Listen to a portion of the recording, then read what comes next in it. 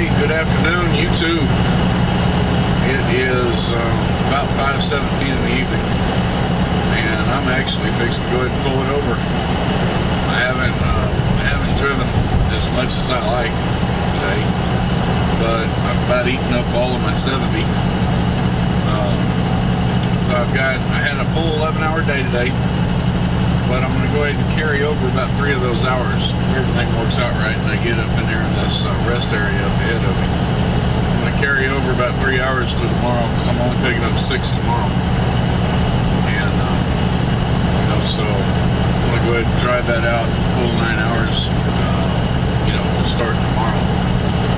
I still can't get to my final because I simply do not have enough time. I'm going to be about an hour and a half, 2 hours short when I get finished tomorrow, and I'll bring that in on Saturday and finish that out. So that'll put me a little over 2,500 miles, and I asked Pat today to load me up with another 1,500 before the weekend was over by Monday night. I don't know if I'll get 1,500, but I'm sure going to try. He said he'd try to get it for me.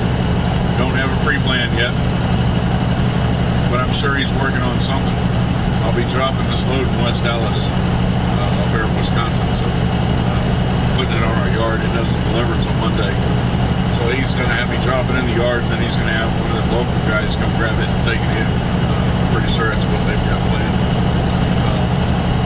But, I was thinking about running hard, and I've talked to y'all about it before.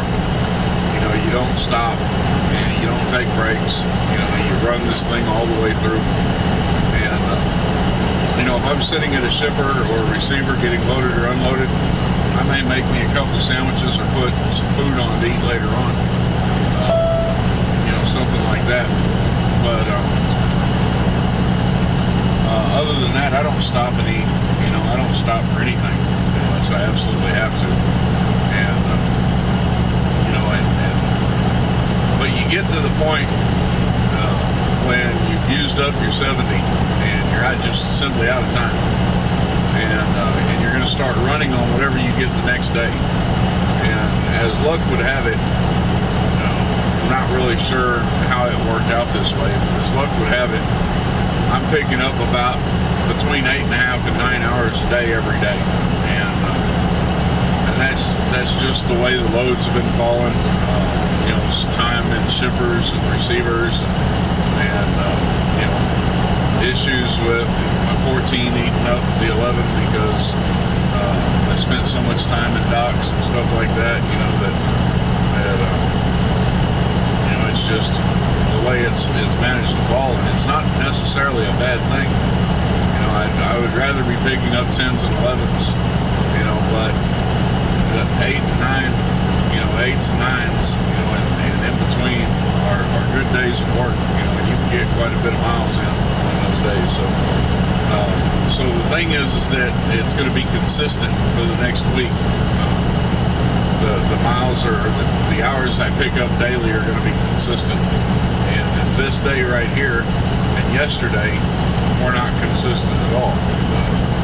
This day, today I'm picking up at midnight. I'll pick up a little over 6 hours. Yesterday I picked up like 5, and so it's affecting my ability to to get this load dropped as fast as I'd like to get it dropped. So I could run this whole load out today, and and I've got 3 hours and 18 minutes right now left on the clock. I've got about 14 miles before my first attempt to stop for the night, and it'll be a rest area. So I've got that'll eat up that 17 minutes, so that'll leave me roughly 3 hours, give or take, carry over till tomorrow. Picking up 6 hours tomorrow, so that'll give me 9 hours of drive time. Started with 11 today, and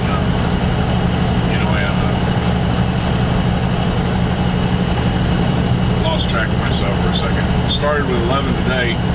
If I carry that 3 over, that'll mean I've only driven 9 today. I'll have 9 tomorrow. So next time I hit this cycle and I start picking up these hours again, then these 2 days will be consistent with each other. And sometimes those are some of the things that you have to look at. So sometimes it's better to stop, so that you're looking into the future and you're seeing how things are going to lay out, a week from now. But the other reason is because I just got a report on the CB a few minutes ago that there's a huge backup up here around the 296, I think is where they said that it's backed up to, or at least it was. Got some construction coming up, and apparently it's got things, really slowed down bad. I can't afford really to be slowed down right now. If I get up early in the morning, I can slip through that stuff without losing all the time that I'm going to lose getting caught up in this backup. So, I could try to drive it through, and I'm going to get slowed down at this backup. They say it's backed up for several miles. So, I could get slowed down there, lose an hour or 2 hours worth of drive time, which will put me even further behind for the delivery on Saturday. Or I can just go ahead and pull over now. It's 5:24. Say 6 o'clock by the time I get settled and get the post trip logged in. I can go into the sleeper berth around 6 o'clock. That means I can get up 4 o'clock in the morning. I can slip through this construction up here with no resistance at all, not lose any of that time, and run that 9 hours out. So I run that 9 hours out tomorrow. If I start at 4 o'clock in the morning, I run that 9 hours out. That's 1 o'clock in the afternoon. So I'll be stopping 1 o'clock in the afternoon. I'm back on my schedule. All right, so I'll start at 1 o'clock in the afternoon. It won't have any problem finding a stop. I can pick a Love's, so I can go ahead and catch a shower. Or I can pick a Pilot or a Flying J for that matter, because I had to fuel up in a Pilot or a Flying J yesterday. And so I've got a shower credit, at either one of them. But I got to fuel up, so unless I got to fuel up, so I'm probably going to pick a Love's, and I'll just go ahead and catch a shower, tomorrow around 1 o'clock in the afternoon, and kick back until early Saturday morning. I'll pull out about 3 o'clock in the morning on Saturday, roll it into West Dallas, unless I get a pre-plan and I have to work around a pickup schedule. I'll roll it into West Dallas, drop that load, and send in my ready for dispatch and see what comes. That's going to leave me picking up 8 hours on Saturday. So, I'm going to lose 2 hours of that. I'm only going to have 6 hours of drive time on Saturday. That's about 350 miles, give or take, 350, 360 miles that I'll be able to pull tomorrow. And then I'll pull up another 8 hours on Sunday, and I'll get that full 8 hours. So, that's another 480 something miles that I can pull somewhere right around in that area. So I could easily pull 1,000 miles, over the next couple of days if I get the right load, and then I've got another 8 something I'm picking up on Monday. So if I can get 300 or 400 more in there, I want to get as close to that 4,000 mile mark this week as I can. I want to make up for those 2 short weeks that I had. I had that short week when I was on home time, and then I had that short week when my truck broke down because of all that damage that tire blowing did to it. And this week was pretty good. My paycheck this week was good. With all my deductions, and I've got a lot of deductions coming out. I've got deductions coming out for my inverter. I've got deductions coming out for my health savings account. I got deductions coming out for my family insurance. I've got deductions coming out for my wife's life insurance. I got the extended policies and maxed them both out. I've got deductions coming out for my 401k. I've got deductions coming out for school. I got deductions coming out for the hotel, and then of course, you got your taxes, and I still took home right at $800 this week. So that was my take-home pay.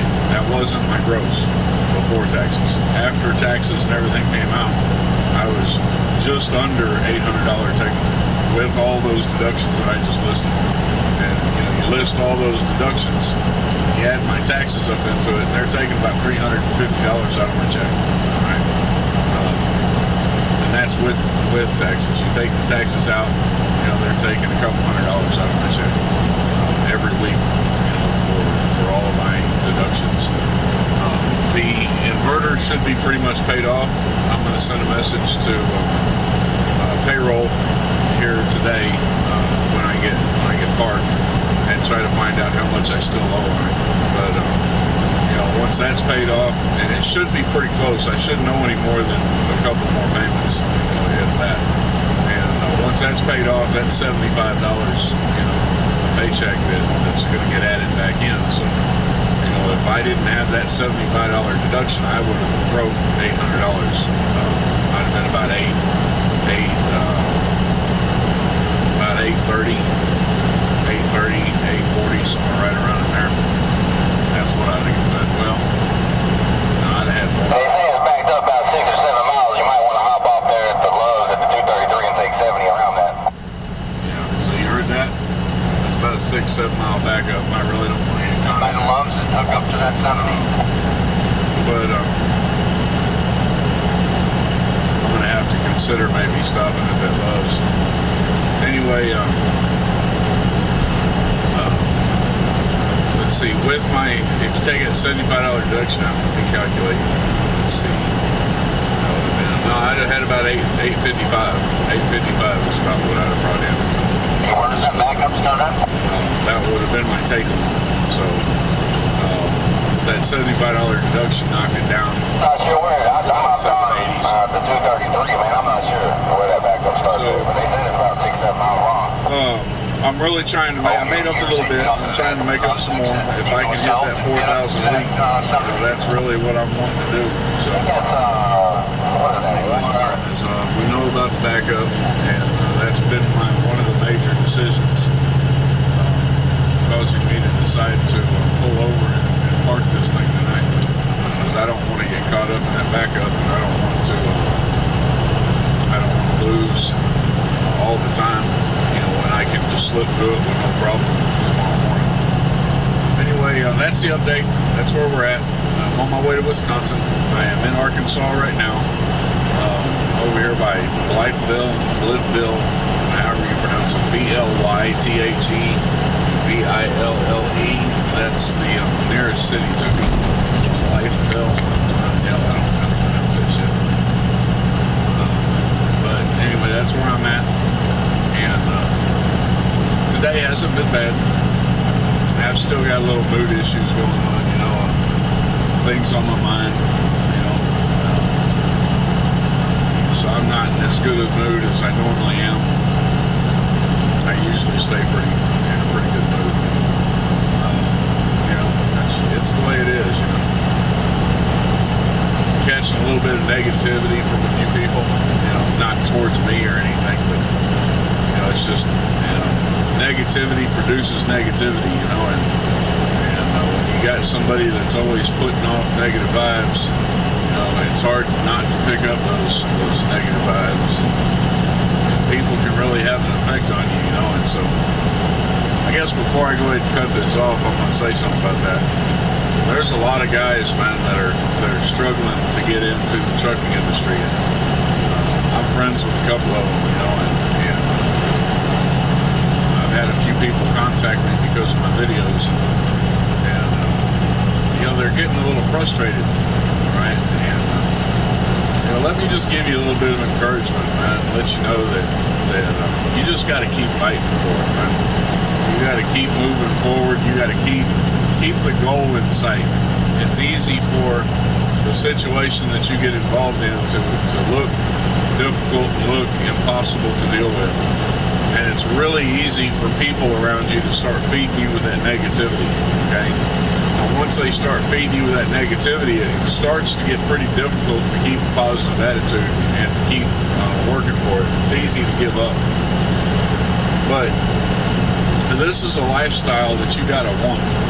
You know, you have to want this lifestyle. You can't just this isn't like working in McDonald's. You know, you can't just, you know, walk in, fill out an application, and boom, 30 minutes later they're like, hey, can you come in tonight? You know, it doesn't work that way in the trucking industry. You know, it's you're driving a vehicle that's about $150,000. You know, you're pulling a trailer that can run about $50,000, and you're pulling cargo that can, you know, be worth up to $1 million or more.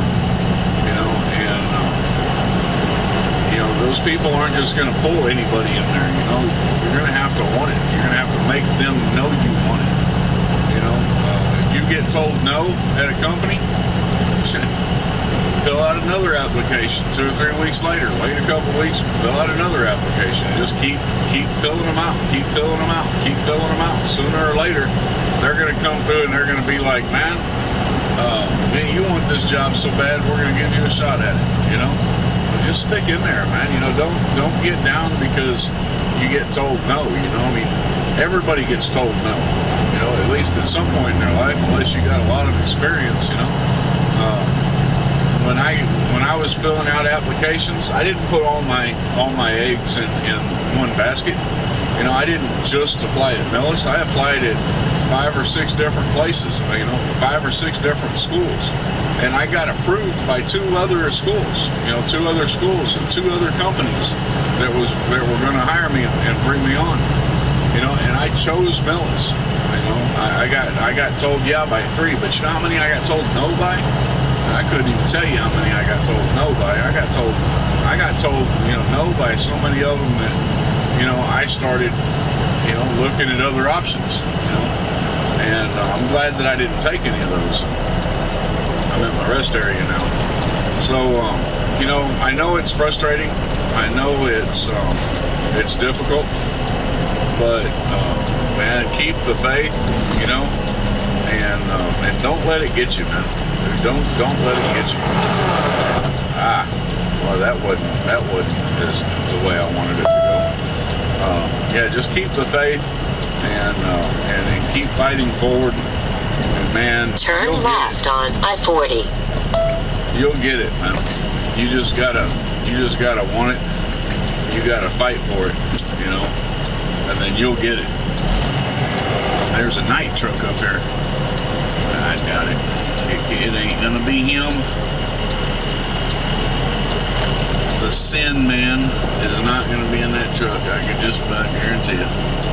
I don't know what his truck number is, so I don't know how to tell if it's him or not, but I got my parking spot. I am changing to on-duty post-trip. I'm just gonna log that in, and then I'll actually do the post-trip here in a few minutes. Alright guys, look, man, a little bit of encouragement. Don't get down if you get told no. Just keep trying. It may take a long time, and it may take a while for you to get into this industry. And if you got to go flip burgers, man, until they tell you, yeah, then go flip burgers. You know, do whatever you have to do to make money legally and to get by until you can get into this industry. Because if you don't want it bad enough to fight for it, you ain't going to get it. All right?